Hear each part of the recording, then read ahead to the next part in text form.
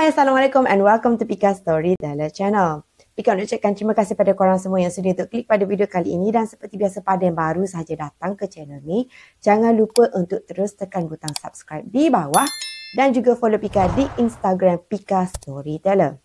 Jadi, untuk video kali ini, sebenarnya kisah ini dikongsikan oleh seorang lelaki yang bernama Syah, yang mana dia menceritakan tentang satu kejadian seram yang berlaku semasa dia dan keluarga dia menetap ataupun bermalam di rumah peninggalan arwah atuk dia dekat kampung. Jadi tanpa kita buang masa, jom kita mulakan dengan kisah seram kali ini.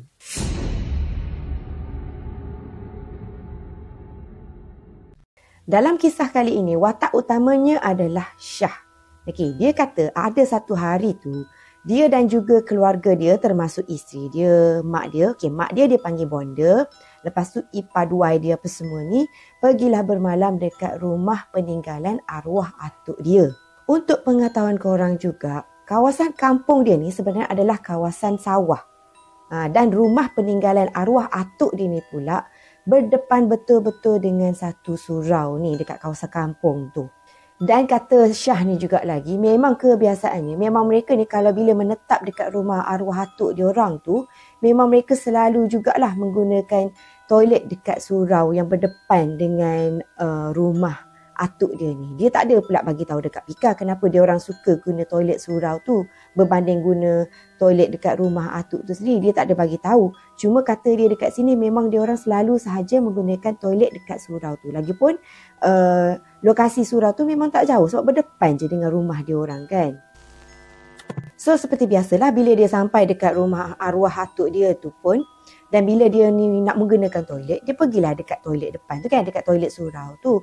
Dan masa dia nak masuk dekat dalam toilet tu, dia perasan yang ada bekas untuk mandian jenazah ataupun bekas mandian mayat tu kan, tersandar dekat tepi dinding, dekat kawasan, dekat-dekat dengan toilet tu lah. Jadi selepas dia menggunakan toilet, dia pun keluar dan dia pun pergilah jumpa dengan jiran. Yang mana jiran tu kata dia duduk dekat-dekat dengan surau tu. Dia tanyalah, kenapa dia nampak macam ada bekas mandian mayat tu kan dekat surau tu, tersandar dekat tepi dinding macam baru je orang guna dalam 2-3 hari lepas macam tu. Jadi jiran dia ni pun cakap lah, memang betul pun sebenarnya dalam beberapa hari lepas ada seorang ni meninggal.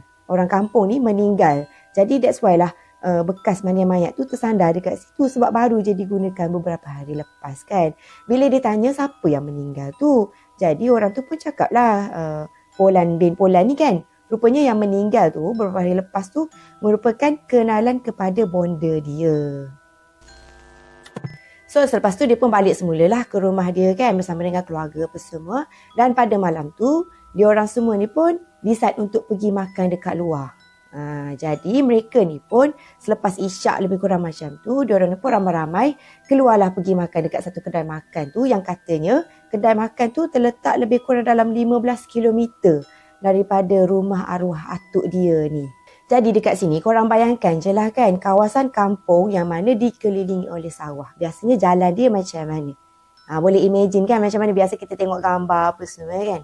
Jadi keadaan pada malam tu lebih kurang macam tu lah. Dan pada masa tu selepas diorang ni selesai sahaja makan malam, mereka pun bertolak balik semula ke rumah arwah atuk dia tu lah daripada kedai makan tu kan. Masa dalam perjalanan tu, masa tu jam lebih kurang dalam pukul 11 malam macam tu. Dan masa dia ni tengah duduk memandu kereta, si Syah ni dia terperasan di sebalik ada satu pokok pisang ni. Kan biasa ada banyak pokok-pokok pisang kan. Di sebalik pokok pisang tu ada pocong tengah berdiri. Dia nampak benda tu, tapi dia tak tegur lah. Dia hanya mendiamkan diri.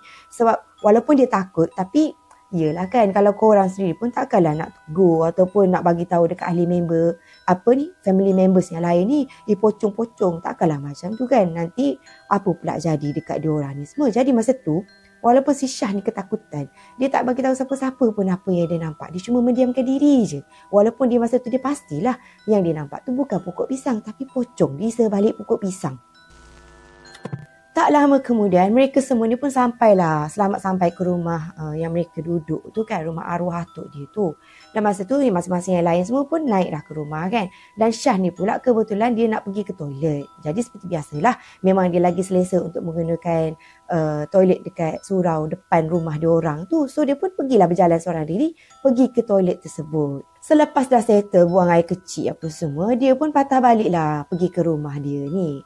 Masa ni Syah ni didatangi oleh bonda dia tau.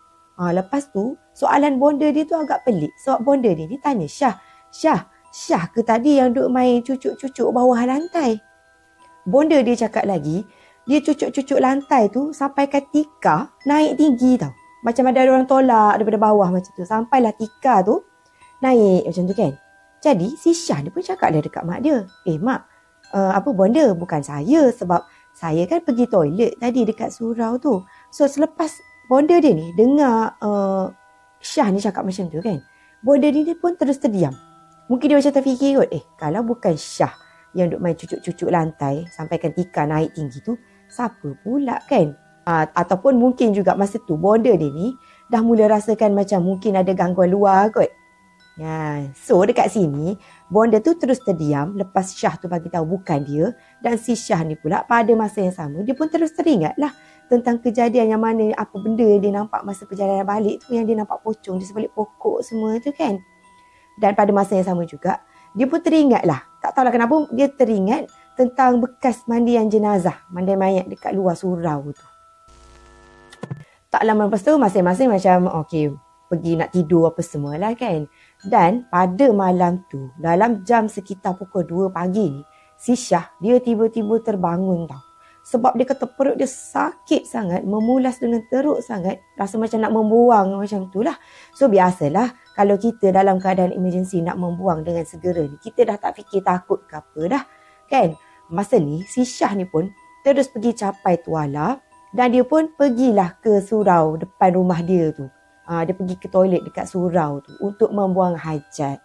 Tapi kan masa sesampainya Syah ni dekat surau tu, sekali dia dapat dengar satu hentakan yang sangat-sangat kuat yang mana datangnya daripada arah dalam surau. Masa ni Syah ni memang mungkin dia adalah juga kot perasaan takut tu bagi Pika lah kan. Tapi mungkin sebab dia kan perut memulas sangat, sakit perut sangat ni, nak buang hajat sangat-sangat ni. So dia pun abaikan je lah perasaan dia tu ataupun bunyi yang bukan-bukan tu kan. Dan dia pun terus pergi je dekat toilet tu. Masa dia duduk buang hajat tu, okey lagi dekat dalam toilet surau tu. Tetapi sejurus selepas dia selesai je buang hajat, sekali hidung dia ni dapat hidu satu benda tau. Iaitu dia dapat hidu bau macam bau kapur barus. Bau air mandian mayat kan. Korang tahu kan bau kapur barus macam mana? Dia tiba-tiba hidung dia ni dapat hidu bau benda macam tu. Bau dia pula bukan biasa-biasa tau, tapi sampai menusuk hidung dia ni. Sampaikan pada masa tu jugalah Syah ni pun tiba-tiba teringat lah dengan apa yang dia nampak di sebalik pokok pisang, dengan dia teringat yang ada bekas mandian mayat dekat luar tu semua kan. Tak lama kemudian, selain daripada dia dapat bau benda tu, iaitu bau kapur barus tu dengan sangat kuat, masa ni lah ada satu kejadian seram lain yang berlaku dekat Syah ni. Iaitu masa tu juga dia dapat dengar bunyi macam serit macam orang pakai selipar, tapi dia macam berjalan tu, cara dia berjalan tu macam dia seret dekat pasir tau. Dia jalan sambil seret kaki dekat luar surau, betul-betul dekat luar toilet yang Syah duduk tu pada masa tu. Dan lagi seram pula, bunyi tu tadi yang diseret tu diselang-seli dengan bau kapur barus, bau air mandian mayat tu. Lagilah seram Syah ni kan. Lepas tu, pada masa ni kan, Syah ni punyalah takut sangat. Tapi disebabkan oleh dia dah pun settle buang hajat tadi, teruslah dia ni menerpa keluar dengan laju. Terus dia melompat keluar daripada toilet tu. Dan dalam keadaan gelap tu, Alhamdulillah, dia tak ada nampak apa-apa yang pelik pun. Cuma pada masa tu, dia dapat hidu bau kapur barus macam tu je. Macam lalu depan hidung macam tu. So, pada masa ni juga, mungkinlah dia pelik. Sepatutnya, kalau betul ada orang kat luar kan, yang tengah duduk seret kaki tu, patutnya bila dia melompat keluar daripada toilet tu, dia nampaklah orang tu, tapi tak ada orang pun. Tapi lepas tu, Alhamdulillah lah, dia tak ada nampak apa-apa pun kan. Cuma benda tu macam usikan dari segi bau dengan bunyi macam tu je. Lepas tu dia pun terus selamat sampai dekat rumah dia ni. Dia pun sambung tidur apa semua. Dan keesokan tu memang dia kata dia punya rasa seram tu memang teruk sangat. Sampaikan dia pun bukalah cerita apa yang berlaku dekat dia ni. Dekat bonda dia dengan ipar duai dia semua ni. Termasuklah isteri dia semua kan. Jadi masa ni, semua ni, diorang yang dengar ni, family members Syah ni, bila dengar cerita Syah ni, diorang ni pun turut rasa seram jugalah dengan apa yang berlaku dekat Syah tu kan. Iyalah, sebab kalau korang kan, bau air kapur barus, dengar bunyi pelik-pelik, nampak pula pocong sebelum tu, kalau korang apa perasaan? Tapi dekat sini kan, kadang-kadang kata fikir juga, kenapa orang selalu nampak pocong di sebalik pokok pisang? Ada siapa-siapa yang tahu tak? Mungkin korang boleh komen dekat komen di bawah. So, apa pandangan korang tentang kisah seram pendek yang dikongsikan oleh Syah kali ni? Pika nak tahu apa pandangan korang. So, bolehlah korang komen di bawah. Dan seperti biasa, pada yang baru saya datang ke channel ni, jangan lupa terus tekan butang subscribe, like and share, dan juga tekan butang loceng supaya setiap kali kalau Pika keluarkan video baru, korang akan terus dapat notification daripada Pika Storyteller Channel. Dan jangan lupa juga untuk follow Pika di Instagram Pika Storyteller. So, itu sahajalah video Pika untuk kali ini. Jumpa korang lagi in my next video. So, see you soon. Bye.